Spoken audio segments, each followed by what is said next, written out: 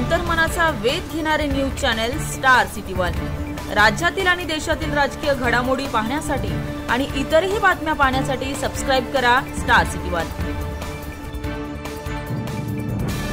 जात आहेत आणि त्या ठिकाणी विरोधकांनी आम्हाला शांत करण्याची पूर्ण तयारी केलेली दिसते असं सुद्धा ते म्हणतात सत्ताधाऱ्यांनी। त्याला कसं उत्तर द्या?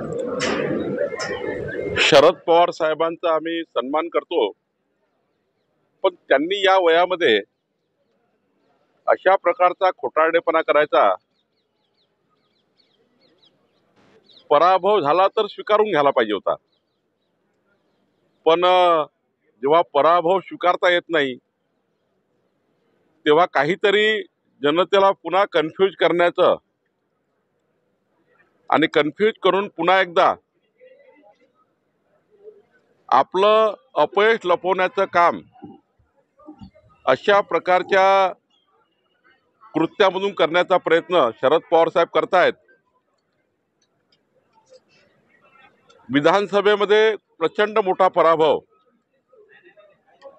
जनतेने नाकारलं आणि म्हणून आता येणाऱ्या स्थानिक स्वराज्य संस्थाच्या निवडणुकीमध्ये पराभवाची भीती आणि मग यामधून जनतेला कन्फ्यूज करून आपल्या स्थानिक स्वराज्य संस्थेमध्ये पुन्हा आपली जमानत वाचवण्याकरता शरद पवार साहेब धडपड करतायत। आणि मार्कडवाडीमध्ये आलेले लोक कोण आहेत? पवार साहेबांचे कार्यकर्ते आहेत। जनता कुठे आहे?